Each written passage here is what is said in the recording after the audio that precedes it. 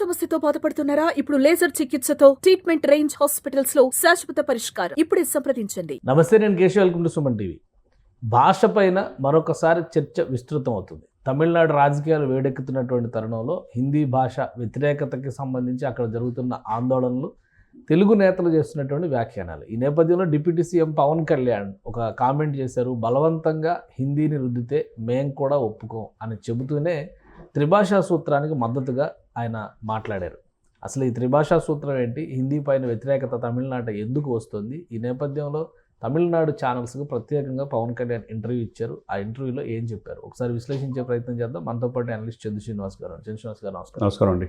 పవన్ కళ్యాణ్ గారు మళ్ళీ చాలా రోజుల తర్వాత త్రిభాషా సిద్ధాంతం గురించి ఆల్రెడీ ఆవిర్భావ సభలో కూడా దాని మీద కొన్ని పాయింట్స్ రైజ్ చేశారు. వాటిపైన డిఎంకే అధినేత ప్రజెంట్ సీఎం స్టాలిన్ దగ్గర నుంచి విజయ్ వరకు అందరూ రియాక్ట్ అయ్యారు. మళ్ళీ ఆయన ఒక క్లారిటీ ఇచ్చేటువంటి ప్రయత్నం చేశారు. ఈ భాష వ్యతిరేకతకు సంబంధించి అక్కడ ఉన్నటువంటి ఛానల్స్కి ప్రత్యేకంగా ఇంటర్వ్యూస్ ఇవ్వడం అన్ని ఇవన్నీ చూస్తే అలా అనుకోవచ్చా? డెఫినెట్గా. అంటే ఇప్పుడు నేను ఒక రాష్ట్రానికి పరిమితం కాదు, దక్షిణ భారతదేశాల మీద ఎక్కడైతే అన్యాయం జరుగుతుందో ప్రశ్నిస్తాననేది ఆయన స్పష్టంగా ఆయన వైఖరిలో కనపడుతుంది. మనం తిరుపతిలో చూసాం, హిందూ సనాతన సాంప్రదాయం కోసం నేను ఎందాకైనా వెళ్తానని చెప్పన్నాడు. కట్ చేస్తే మహారాష్ట్ర ఎలక్షన్స్కి వెళ్ళాడు. ఇప్పుడు తమిళనాడు మీద కాన్సన్ట్రేషన్ చేశారు. అదే సమయంలో ద్రవిడిజం అని చెప్పేసి వాళ్ళు ఏంటంటే సపరేట్ దేశం అనే భావనలో తమిళనాడు ప్రజలు ఉంటారు. అక్కడ రకరకాల పార్టీలు చూస్తాం. అది ఎక్కువగా డిఎంకే ఇప్పుడు స్టాలిన్ నేతృత్వంలో ఉదయనిధి వచ్చిన తర్వాత ఇది కనపడుతుంది అనమాట. ఇప్పుడు ఎప్పుడైతే కేశవ్ గారు కరోనా వైరస్తో పోల్చాడో సనాతన ధర్మాన్ని, అప్పటి నుంచి కొద్దిగా గ్యాప్ అనేది ఎక్కువైపోయింది. మరి అదే సమయంలో వాళ్ళు హిందీ భాషని మేమెందుకు తీసుకోవాలనే ఉద్దేశంతో చివరికి రూపాయిని కూడా కంప్లీట్ మార్చేసే స్టేజ్లో ఇది మన దేశంలో ఉందా, ఈ రాష్ట్రం లేదా అనే ఇది కూడా కలుగుతుంది. అదే సిచ్యువేషన్స్లో డీలిమిటేషన్స్ అనే ఒక ఇది పెట్టుకొని ఆయన నాయకత్వం వహించి పక్కనున్న 7 రాష్ట్రాల ముఖ్యమంత్రులకి సమావేశాలు పిలిచారు. 3 రాష్ట్రాల ముఖ్యమంత్రులు వచ్చారు, 14 పార్టీలు వచ్చినాయి. ఇది ఒకటైతే అంటే ఆ పార్టీ ఎదుగుదల కోసం ఆయన పరితపిస్తున్నాడు. భాష అనేది ఒకసారి ముందు తెర మీదకి తీసుకొస్తున్నాడు. అదే సమయంలో మీరు అన్నట్టుగా పవన్ కళ్యాణ్ గారి సభ ముగిసిన తర్వాత 12 ఏప్రిల్ అయిన తర్వాత తమిళ ఛానల్ 30కి ఇచ్చే ఇంటర్వ్యూలో చాలా క్లారిటీగా చెప్పాడు. నేనేదో భాషని డెఫినెట్గా తీసుకోవాలని చెప్పి అంటల్లా, బలవంతంగా రుద్దటానికి వీల్లేదు. అదే సమయంలో మాతృభాషలో అంటే బేసిక్ ఫౌండేషన్ అనేది ఉంటుంది. 37,000 పాఠశాలలు ఆంధ్రప్రదేశ్లో ఉన్నాయి, తెలుగుతోనే ఎక్కువగా నడిచే పాఠశాలలు. అదే సమయంలో 107 పాఠశాలలు ఒరియాలో ఉన్నాయి.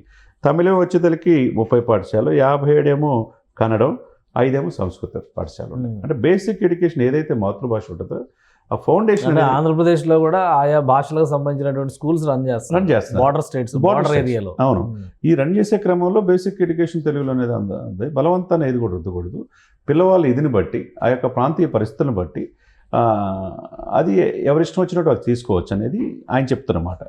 అదే సమయంలో మీరు చెప్పినట్టుగా బలవంతాన్ని రుద్దటానికి లేదు. హిందీని మాత్రం నేర్చుకోవాలని ఎవరు ప్రెజర్ చేయట్లా. అలా ప్రెజర్ చేస్తే నేను కూడా ఒప్పుకొని అంటున్నాడు. అంటే ఒక పార్టీ నేతగా అంటున్నాడు. అదే అంటే వైడల్ డిస్కషన్లో ఏమవుతుందంటేనండి, ఇప్పుడు పవన్ కళ్యాణ్ గారిని ఏమంటున్నారంటే, ఒకప్పుడు హిందీని మేమెందుకు నేర్చుకోవాలని అన్నాడు. తర్వాత ఇప్పుడు మాట మార్చాడు. ఎందుకు ఇట్లా మారుస్తున్నాడు అని చెప్పి రకరకాల కామెంట్లు చేస్తున్నారు. పాలిటిక్స్ ఎట్లంటే ఎప్పటికప్పుడు చేంజ్ అవుతూ ఉంటాయి. ఇప్పుడు ఆయన భావాలు ఆయన డెప్త్గా వెళ్ళాడు, ఇది అని నేర్చుకున్నాడు, పరిపూర్ణమైన అవగాహన చేసుకున్నాడు. కాబట్టి ఈరోజు ఆయన మాట్లాడుతున్నాడు. ఎందుకంటే సనాతన సాంప్రదాయాన్ని కాపాడు కోసం ఆయన ఎప్పుడైతే లేవనెత్తాడో ఇప్పుడు పవన్ కళ్యాణ్ విమర్శించే వాళ్ళు పెరిగారనమాట. కాబట్టి ఆయన ఈ సూడో సెక్యులరిజం అంటారో లేకపోతే కుహనా లౌకికవాదులు అంటారో, వీళ్ళు ఎప్పుడు విమర్శించే వాళ్ళు విమర్శిస్తూనే ఉంటారు. కానీ ఆ లైను క్లియర్గా పవన్ కళ్యాణ్ గారు చెప్పారు. కానీ తమిళనాడులో ఇది యాక్సెప్ట్ చేస్తారా? ఎందుకంటే తమిళనాడు ప్రజలందరూ కూడా మా భాష, మా సంస్కృతి, మా పద్ధతులు, మా ఆచారాలు అనేటువంటిది మిగతా భాషల కంటే, మిగతా రాష్ట్రాల కంటే కూడా ఎక్కువ ఉంటుంది. పవన్ కళ్యాణ్ గారు చెప్తున్నారు పదే తమిళనాడు రాజకీయాలకు సంబంధించి. ఇప్పుడు చంద్రబాబు నాయుడు గారు కూడా రేపు ఎల్లుండో చెన్నై వెళ్ళబోతున్నారు ఏదో స్నాతకోత్సవంలో పాల్గొనడానికి. ఆంధ్రప్రదేశ్లో ఉన్న రాజకీయ నేతలు తమిళనాడు మీద ఎక్కువ ఫోకస్ పెడుతున్నట్టు అనిపించట్లా? సరిహద్దు రాష్ట్రమే కండి. ఒకప్పుడు కలిసి ఉన్న అక్కడి నుంచి మనల్ని కానీ అక్కడ ఇది రాజకీయం చేస్తే వేరు, ఇక్కడ వచ్చారు కదా. రాజకీయం వేరు కదా. కాదు అది కరెక్టే. అదే సమయంలో ఏంటంటే వాళ్ళకి మొదటి నుంచి కూడా ఏంటంటే మిగతా వాళ్ళంటే చిన్న చూపు, ఒక ద్రవిడ ఇదిలో ఉండిపోతారు. ఇప్పుడు పెరియార్ని స్ఫూర్తిగా తీసుకుంటా ఉంటున్నారు. అదే సమయంలో ఒకవైపు తమిళనాడులో మల్టిపుల్ డైమెన్షనల్ పార్టీలు ఉంటాయి. అక్కడే రాజకీయ నాయకులు కావచ్చు, సినిమా యాక్టర్లు కావచ్చు, గుడులు కడతారు, గుడులు కూడా పగల కొడతారు. ఒకళ్ళనే పూర్తిగా నమ్మరు. ఒక టర్మ్ ఒకళ్ళకి ఇచ్చారంటే ఇంకో టర్మ్ ఇంకొకరికి ఇస్తారు. సరే, అదే సమయంలో పుణ్యక్షేత్రాలు ఉన్నాయి, ఆధ్యాత్మిక కేంద్రాలు ఉన్నాయి. హిందూ సనాతన సంప్రదాయాన్ని గౌరవించాలని ఈ ఎన్డీఏ కూటమి వెళ్తుంది.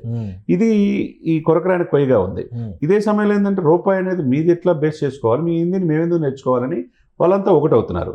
మరి అదే సమయంలో పవన్ కళ్యాణ్ గారు మనం ప్రశ్నించింది ఏంది 12వ ప్లేనరీలో, మరి హిందీ భాష వద్దన్నప్పుడు మరి ఎందుకు తమిళ నుంచి హిందీలో డబ్ చేస్తున్నారు? డబ్బులు మాత్రం దాంట్లో తీసి కావాలి.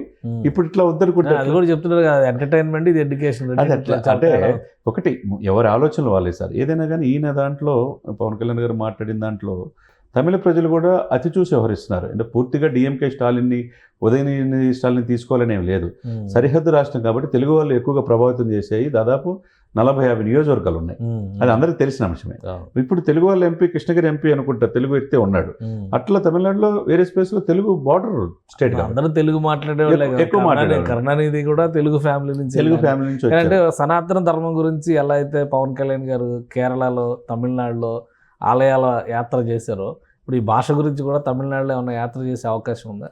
భాష నుంచి చేయడానికి ఏముండదండి. సనాతన సంప్రదాయం, హిందూ సంప్రదాయం కంటే భాషని ఎక్కువగా మనం అది కదిలిస్తే దాన్ని ఇదవుతూ ఉంటుంది.